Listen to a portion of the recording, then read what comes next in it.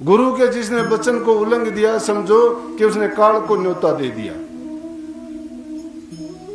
जब रामचंद्र जी लक्ष्मण जी को ये कह के वहां छोड़ के गए और उन्होंने कहा कि लक्ष्मण ख्याल रखना सीता जी का, और तुझे कहीं नहीं जाना है, मैं मृग को पकड़ के जल्दी लौटूंगा।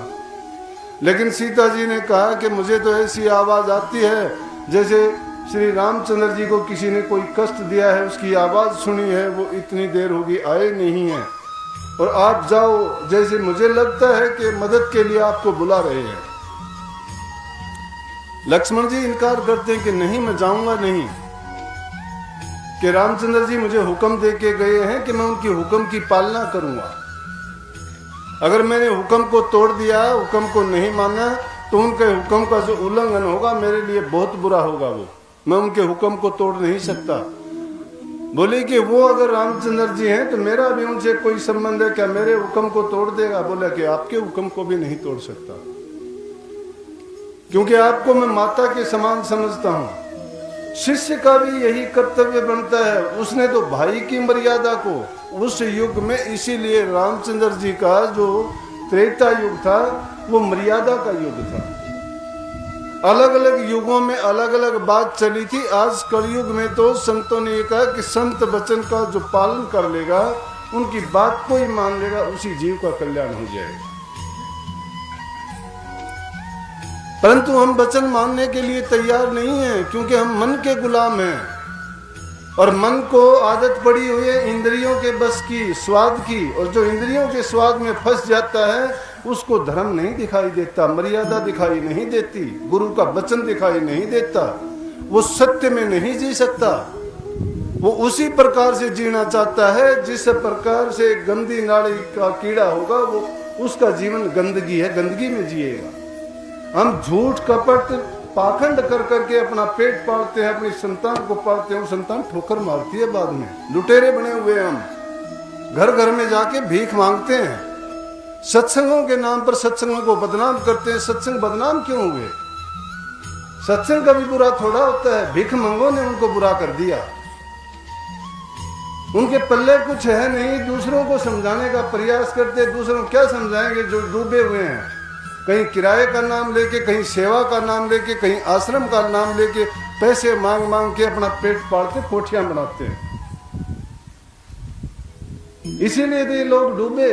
उनसे अच्छे तो मैं कहता हूं घरबारी वो अच्छे हैं, अपने घर में रहता है, कमा के खाता है, बच्चों का लालन पालन करता है, भूखे नंगे को आए को दान दक्षिणा देता है, भूखे का पेट भरता है, कुत्ते बिल्ली जो भी उसके दर पे आता है सबको कुछ ना कुछ देता है।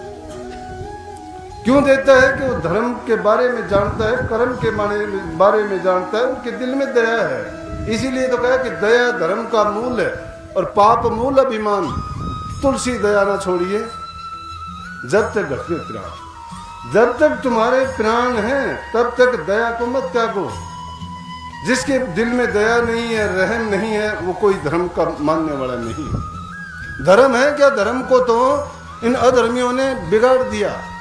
इसीलिए आज धर्म के नाम पर लोगों को नफरत आती है। गुरुओं के नाम पर नफरत का कारण यही बन गया, क्योंकि उसको भी बदनाम करवा दिया ऐसे लोगों ने। आदमी एक बुराई करता है, उससे सारी जमात बुरी नहीं हो जाती, लेकिन लोग जब उसको देखते हैं तो दूसरों के दिल में ऐसे ख्याल पैदा होते कि जब इसने ऐसा किया तो ये भी ऐसा होगा। मेरे पास कितने आते हैं, किसी वो आदमी गया था, शब्द गाए, किराया भाड़ा दिया और चलते हुए बोला कि सेवा और दो मुझे। बोला जी ये लुटेरे आपने छोड़ रखे हैं, महाना अपनी मर्जी से भागे फिरते हैं। तो इससे संगत भी बदनाम होती है। क्यों? वो फिर सत्संगों में नहीं जाते, वो अपनी अलग दुकान चलाते हैं, मजबे लगाते हैं। वो ऐसे लोगों ने सत्संगों को, मैं कहता हूं कि सत्संग तो जहाज है जो जीवों को बैठा के परले किनारे लगाता है संसार से, भव सागर से। लेकिन जो इन मर्यादाओं को त्याग कर दिया, कुछ गुरु के वचन को छोड़ दिया और उन्होंने धर्म का पालन करना त्याग दिया, तो कहां से उनके दिल में दया होगी, कहां से प्रेम होगा, कहां से नाम भक्ति होगी, और क्या वो करेंगे, क्या उनका जीवन का फैसला होगा। लेकिन फिर वो फैसला खुद कर लेते हैं कि जो होगा वो देखा जाएगा। अरे देखा जाएगा, इससे तो अच्छे संसारी आदमी हैं। मैंने इसीलिए कहा कि गृहस्थी आदमी, गृहस्थ का धर्म सबसे बड़ा है।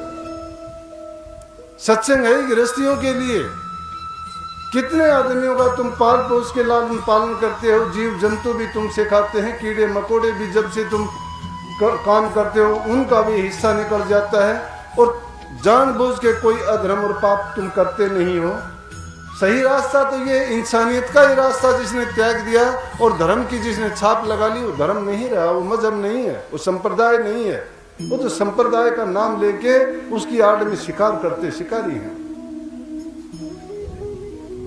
तो कभी भी मर्यादाओं का त्याग ना करो। गुरु ने जो वचन निकाल दिया, उल्टा हो सीधा हो, बुरा हो भला हो, सच्चा लगे बुरा लगे, उस वचन को गुरु का शब्द मंत्र कर मानो। गुरु ने जो शब्द कह दिया मंत्र करके मानो। होना चाहिए गुरु पाखंडी नहीं होना चाहिए, लालची नहीं होना चाहिए, भिखारी नहीं होना चाहिए, घर घर जो घूमता है और फिरता है वैसा नहीं होना चाहिए। ये गुरु नहीं है। गुरु नाम तो शब्द का ही है, शब्द का पालन करो। तो बात मैंने रामचंद्र जी की कही थी, जब सीता माता ने उसको 2-4 बातें लक्ष्मण जी को कही, और लक्ष्मण जी ने क्या कहा, जब अंत में उसको बुरे वचन कहे, वचन के ताने उसको लगे तो दुख हुआ, और उसने समझा कि अब तो मेरा यहां से चला जाना ही अच्छा है।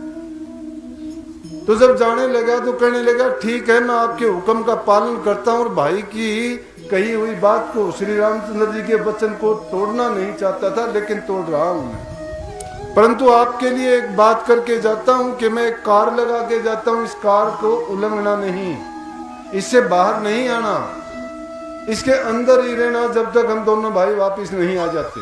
और पीछे से क्या होता है कि रावण पाखंडी का रूप धारण करके आता है, साधु का रूप धारण करके आता है, और जब वो देखता है कि कार लगी हुई है तो इस कार को पार नहीं कर सकता।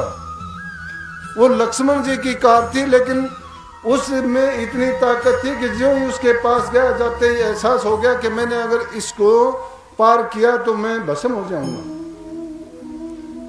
और उसको देख के सीता माता को कहा कि इस कार से बाहर आके मुझे भीख दे दे, अगर मैं तेरे दर से बिना भीख के जाऊंगा तो मैं आपको श्राप दूंगा। अब सीता माता कहने लगी कि मुझे हुक्म नहीं है इससे निकलने का, लेकिन क्योंकि वो तो एक उसकी चाल थी, खेल था, उसने अपना काम करना था, उसको चुरा के ले जाना था। कहने लगा कि इस पर कोई चीज डाल ले, पटड़ी वगैरह, फिर उससे पार करके मुझे भीख डाल दे, कुछ नहीं होगा। और ऐसा ही हुआ, जो ही उसने ऐसा किया उसको उठा लिया। लक्ष्मण जी की बांधी हुई रेखा का अगर सीता माता उल्लंघन नहीं करती तो राम की कोई ताकत नहीं थी, उसको ले जाता। जो ही उसने उस हुक्म का, उस मर्यादा का उल्लंघन किया, उसको इतने कष्ट भोगने पड़े कि रावण उसको लंका में उठा के ले गया। यहां तक कि बंदर, भालू, जीव जंतु, पशु पक्षी, जंगल के सब उसके लिए विलाप करने लगे कि बड़ा घोर पाप हुआ है, अन्याय हुआ। और उसके लिए कितने दिनों तक क्या क्या कष्ट उठाने पड़े, समुद्र का किसी को था नहीं था, उस पर भी सेतु बांध के, जिसके लिए आज कितना कुछ हो रहा है, संघर्ष कर रहे हैं कि उस सेतु को नहीं तोड़ना चाहिए। और वहां पर समुद्र पर जब सेतु बांध के सीता माता को लंका को फतेह करके वहां राक्षसों का संहार करके वापिस लेके आए, कितने इस दल के मारे गए होंगे, बंदर भालू इंसानों का कितनों का विनाश हुआ होगा, कितने लंका में लोग मारे गए। एक बात का उल्लंघन करने का परिणाम ये हुआ था